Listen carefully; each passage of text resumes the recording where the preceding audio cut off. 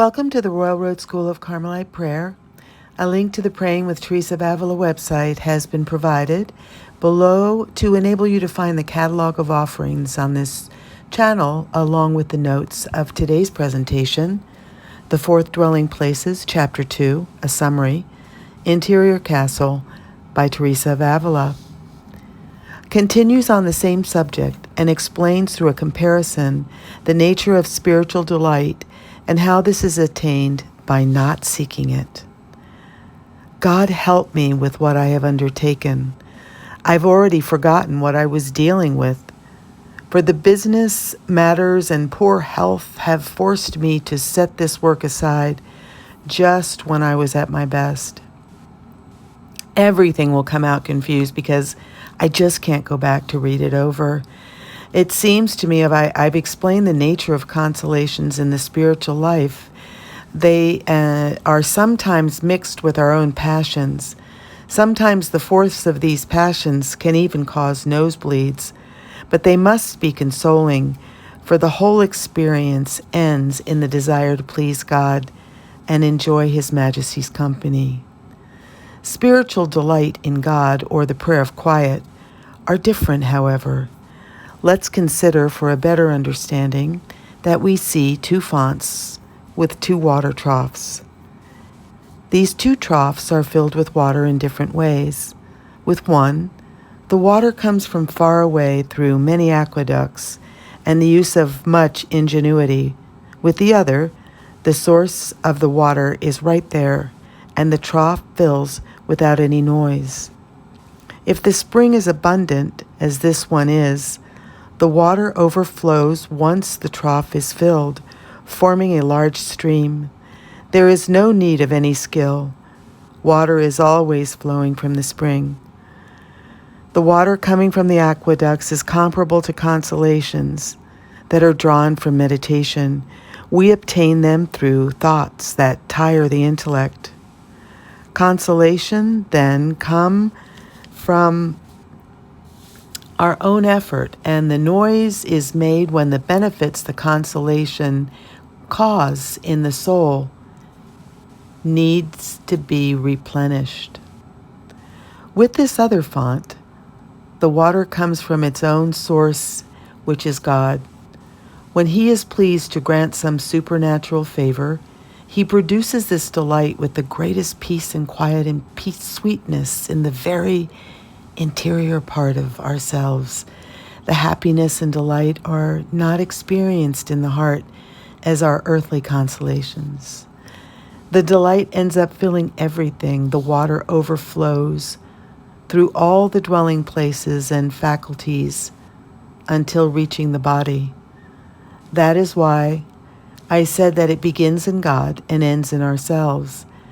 And so the whole exterior man ends up enjoying this spiritual delight and sweetness. I was thinking about the verse Dilatatio cor meum, which says that the heart was expanded.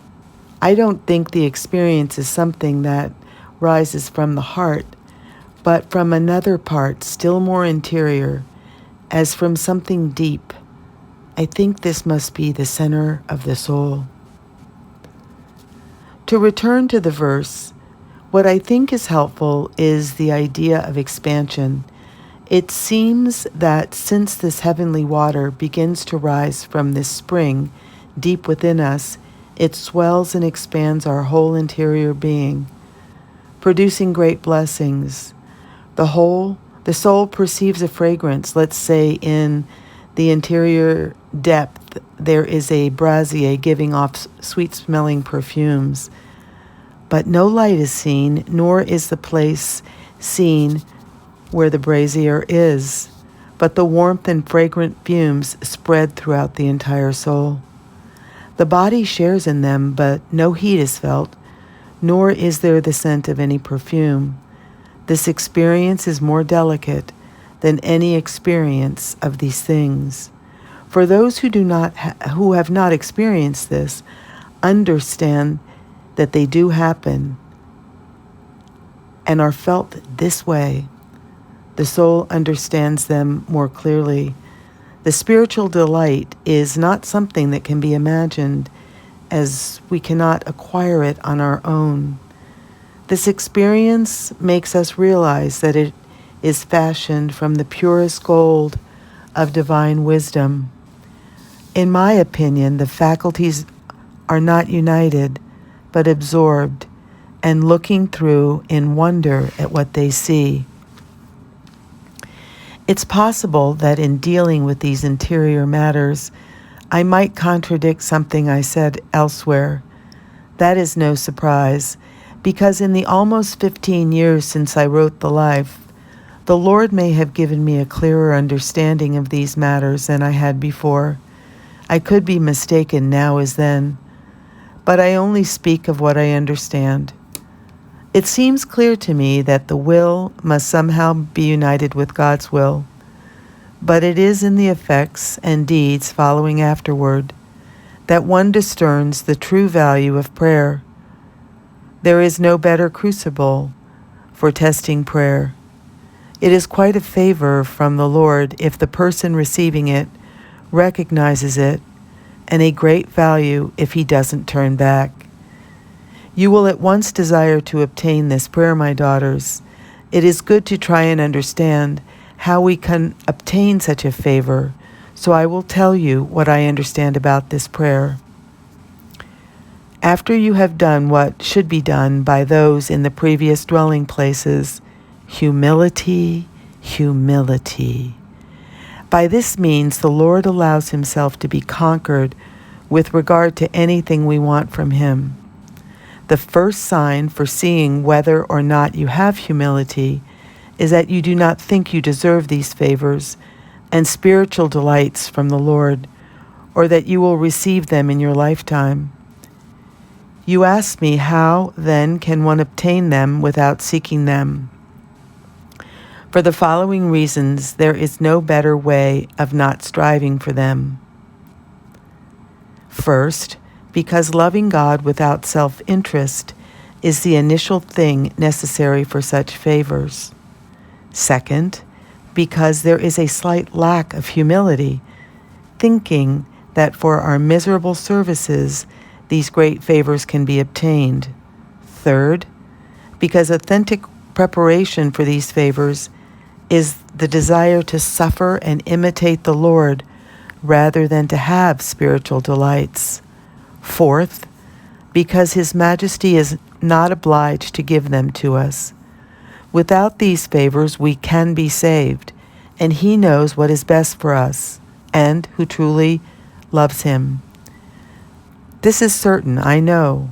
Persons who walk by the path of love to serve the Christ crucified, they refuse to seek spiritual delights from Him, but rather they ask Him not to give them these favors.